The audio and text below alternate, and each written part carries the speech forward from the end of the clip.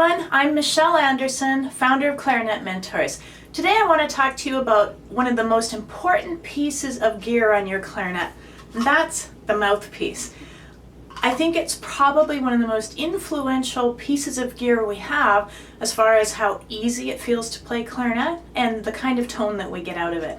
It's probably the first piece of equipment I recommend people upgrade. So if you've been learning clarinet on kind of a basic beginner level instrument, odds are the mouthpiece that came with your clarinet is a fairly low quality compared to the many fine mouthpieces that are available.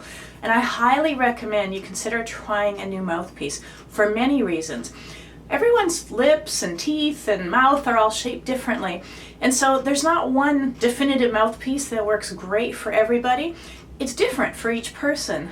But if you were to sit down and try 3 or 4 different mouthpieces, you'll feel the difference in response and you'll hear the difference in your sound, and odds are one of those is going to stand out as feeling instantly so much easier to play and giving you a better tone quality right away. It makes a huge difference, and I want you to experience that.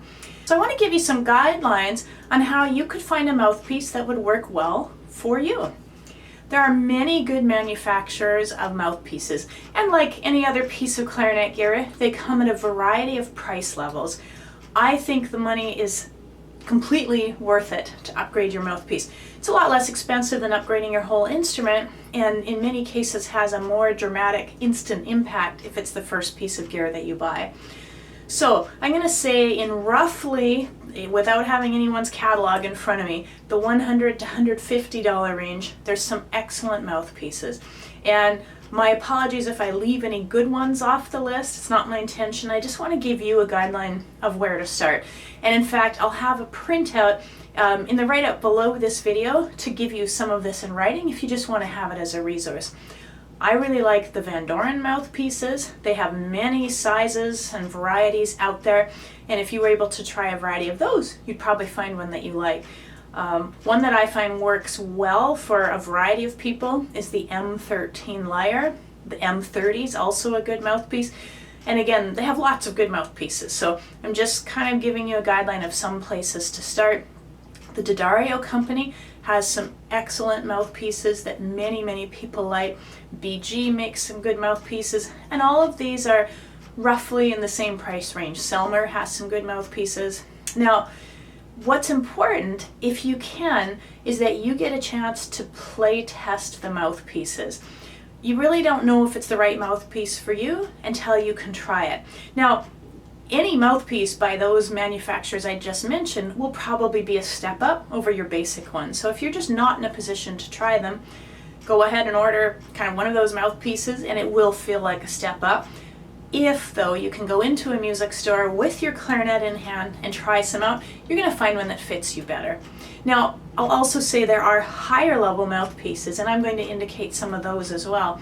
And again, when you go up another level, maybe now we're talking the $250 to $300 level, you're going to get an extra higher level of quality.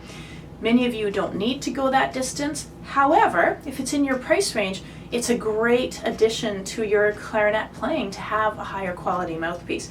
I play on a Backun mouthpiece. I've also used a Lomax mouthpiece, loved it. I've used a Greg Smith mouthpiece. I had a Johnston mouthpiece. I even used a Vandoren M13 Lyre for a little while because I found one that just worked great on the clarinet that I had at the time. It all depends on your face and the clarinet you're currently using. You know, you might find this changes over time. There are other great mouthpiece manufacturers out there. In fact, I welcome your suggestions. If you have a mouthpiece you love, please put it in the comments section under this video, and it will help other clarinetists to discover more options. So back to play testing them, many of the higher end mouthpiece manufacturers will send you a box of mouthpieces to try out at home. Now usually you do need a credit card to have a deposit to cover the value of them, but they'll let you try it for a week or so, and then you can return the ones that don't work for you. Almost all the big reputable music stores will let you try out mouthpieces in their store. One thing you will find with different mouthpieces, there are different things we look for in a mouthpiece. One is the material that it's made out of. The higher end mouthpieces tend to be made out of a composite of rubber and plastic instead of just plastic. And that gives a warmer, mellower tone quality. Other variances, basically it's just how it's cut. You know, we can see if we look at our clarinet mouthpiece sideways, there's a little space between the reed and the tip of the mouthpiece, and eventually they join. Where they join, on some mouthpieces it's up near the top, on some it's much longer. So that length of opening affects how the clarinet plays, and also how much space there is at that tip opening. Those are kind of variations that affect the response of the reed when you blow on it. And some people like long facing, some like short, some like open. I don't think you need to know the logistics of it. You just need to try them and see what works for your face. Because of these different cuts, your reeds may respond differently. They will respond differently on different mouthpieces. And one of the things you'll find is that on some mouthpieces you might need a softer reed than what you normally play on to get a nice warm resonant sound. On other mouthpieces, you might find your usual reed strength feels thin and soft, and that you would actually need to upgrade to a stiffer level. When I'm testing mouthpieces, I'll often bring in a variety of reeds that I already know have some that are a little bit soft and some that are a little bit stiff. And that's why if I pick up a mouthpiece and my reed feels like the wrong strength, hopefully I have one with me that will at least allow me to test that mouthpiece fairly. So when you test your mouthpieces, have some stiffer reeds, have some softer reeds. You definitely want to bring a tuner with you. And it's very easy to get a tuning app on your smartphone. If you don't own a tuner, you can just download something. But check the intonation. What you want is a mouthpiece that's consistent from your low notes to your high notes.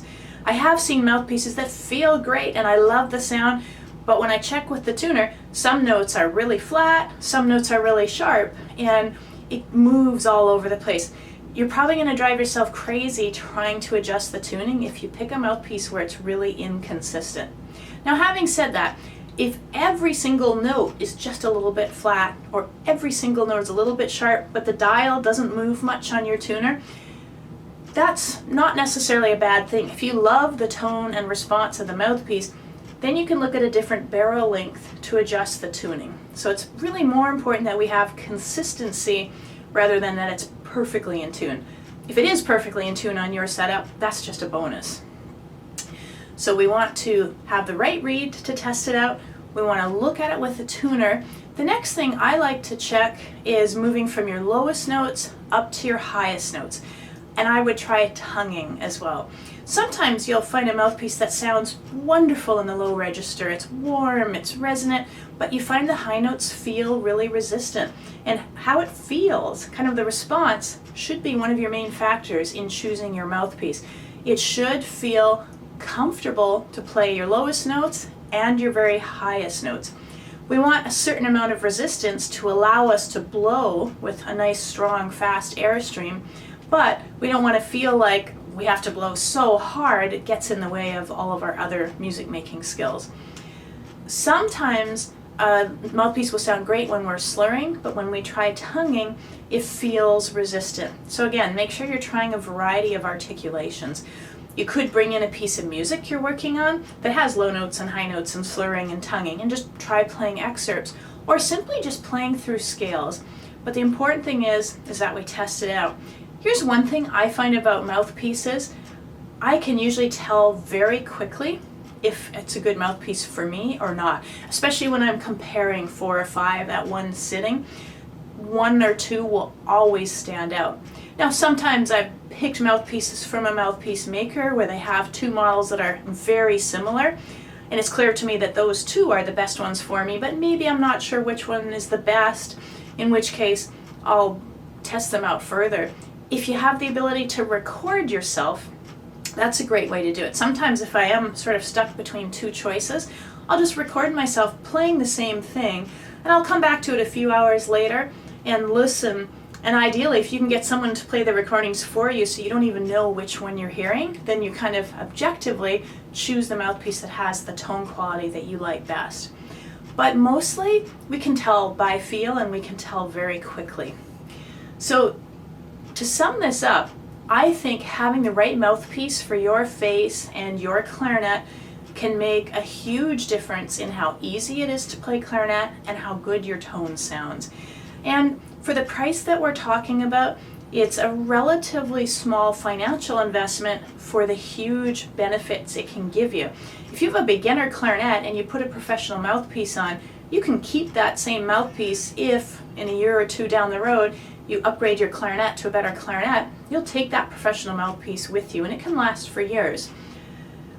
I think it's a great thing to try. If you can't try it out, then you can look at the list of mouthpiece manufacturers that I have here and just try one of theirs out. It'll probably feel better than your basic kind of no-name beginner mouthpiece that comes with a lot of beginner clarinets.